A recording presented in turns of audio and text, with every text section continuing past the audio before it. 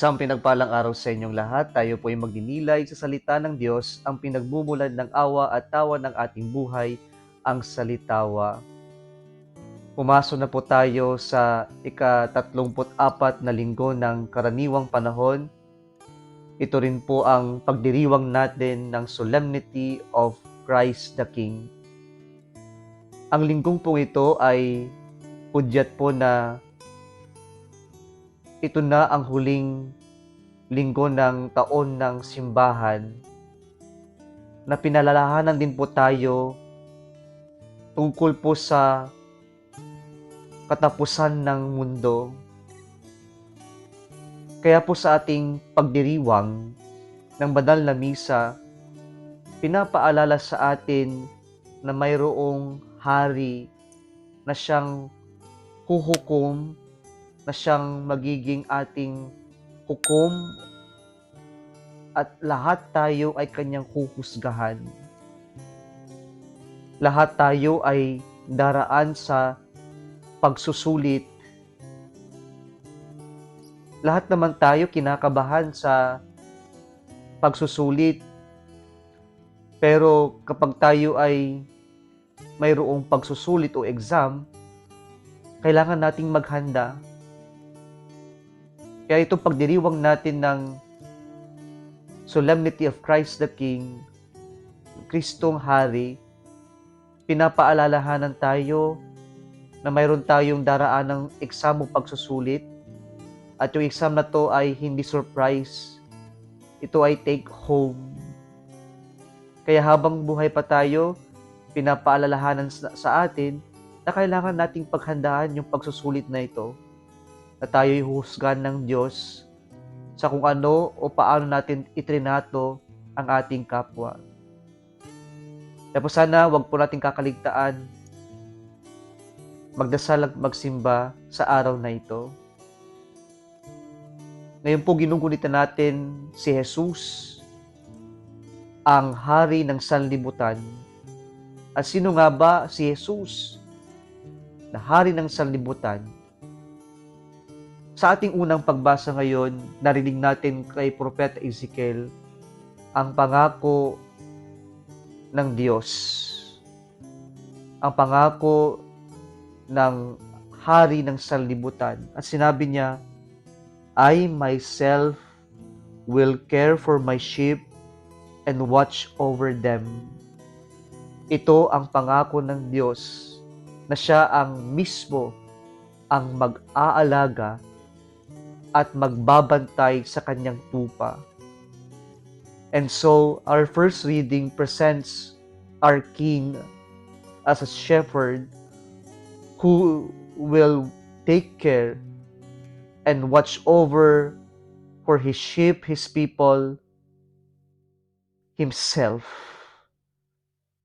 Kaya po binibigyan tayo dito ng imahe ng Diyos na hari, na pastol, na hands-on, na siya mismo ang mag-aalaga, siya mismo ang magbabantay, proprotekta sa ating lahat. Napakasarap po ng pakiramdam na ganito yung Diyos natin, na hindi niya ipinagkakatiwala kanino man yung pangangalaga at pagbabantay sa atin. Ngunit ang pangako niya, siya mismo ang naroon para bantayan at alagaan tayo.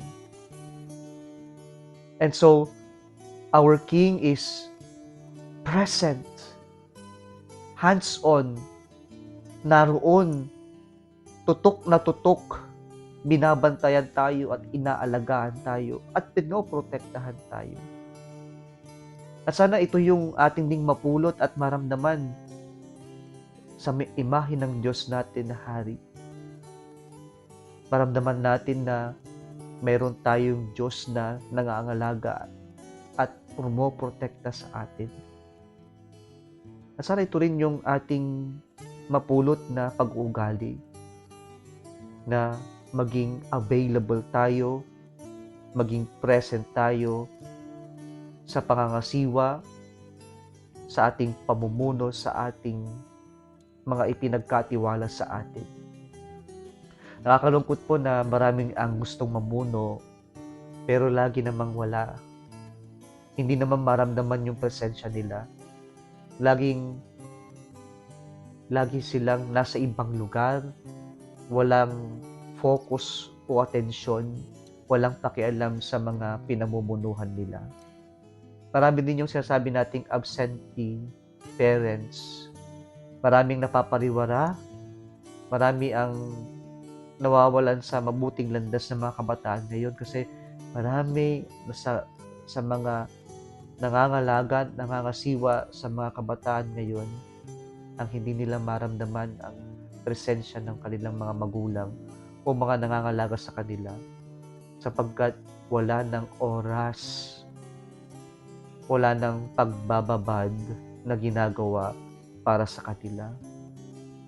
Kaya kadalasan hindi maintindihan bakit ganito yung mga kabataan, bakit ganito yung mga bata. Kasi wala naman sila para tumutok upang alagaan, gabayan at protektahan ang bata o mga kabataan ngayon. Sana po maging present and available tayo, wag absentee. Gayahin natin ang Diyos na nangako, sabi niya sa ating unang pagbasa, I myself will care for my sheep and watch over them. Sa ating ikalawang pagbasa ngayon, ipinapakita sa atin dito yung last days. At ayon dito sa ating ikalawang pagbasa, ang mga tapat ay muling mabubuhay at sila ay mabubuhay magpakailanman kasama ni Kristo na siyang unang muling nabuhay. Kaya po, pinapaalala sa atin dito na ito yung ating pinaghahandaan na makasama ang Diyos magpakailanman. Ito yung ating pinaghahandaan na pagsusulit na sana makapasa tayo sa pagsusulit na ito na tayo ay muling mabubuhay o makipagkakaisa sa muling pagkabuhay ng ating Panginoong Jesucristo. Sa ating ebanghelyo ngayon, narinig natin yung ginamit ni Jesus na talinhaga na paghihiwalay ng mga tupa sa mga kambing. Ang mga tupa ang mga tapat at ang mga kambing ay yung mga hindi naging tapat. At paano nating paghahandaan yung pagsusulit natin